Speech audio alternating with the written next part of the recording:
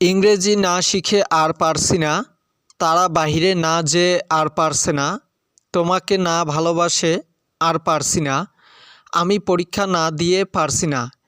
এরকম যত বাক্য আছে যেগুলো না করে, না যে, না খেয়ে, পারছি না, এই সকল বাক্যগুলোকে কিভাবে ইংরেজিতে ট্রান্সলেট করতে হয় বা কিভাবে ইংরেজিতে রূপান্তর করতে হয় তার স্ট্রাকচার এবং গঠন প্রণালী সম্পর্কে আজকে আমরা জানব।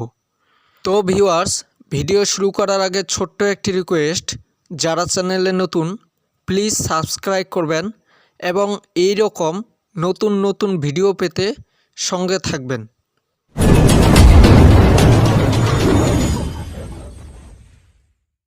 কোনো কিছু না করে আর পারছি না, এ যাবতীয় বাক্যগুলোর ইংরেজি হলো ক্যান নট রেসিস্ট।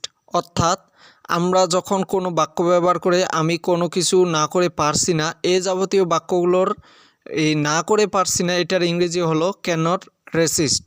এখন এটার স্ট্রাকচার সম্পর্কে আলোচনা করব। স্ট্রাকচার হলো subject plus can not plus resist plus ভার্বের সাথে আইএনজি প্লাস এক্সট্রা। আমরা একটা সেন্টেন্স নিয়েছি যেটা হলো আমি তোমাকে না ভালোবেসে পারছি না।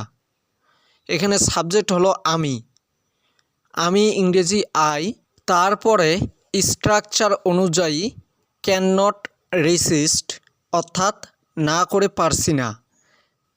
এরপর ভার্ব হলো ভালোবাসা ইংরেজি হলো লাভ। এই ভালোবাসা ইংরেজি লাভ এর সাথে অতিরিক্ত আইএনজি যুক্ত করতে হবে, যেমন I can not resist loving. এরপরের অবজেক্ট হলো ইউ অর্থাৎ তোমাকে, আমি তোমাকে না ভালোবেসে পারছি না, I can not resist loving you. ইংরেজি না শিখে আর পারছি না, I can not resist learning English. Fan না চালিয়ে আর থাকতে পারছি না, I can not resist turning on the fan. তোমাকে না ভালোবেসে আর পারছি না, I can not resist loving you. তারা বাহিরে না যে আর পারছে না, they can not resist going out.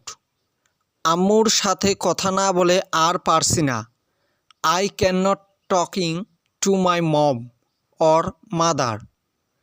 ঠান্ডা পানি না খেয়ে সে আর থাকতে পারছে না, he can not resist drinking cold water.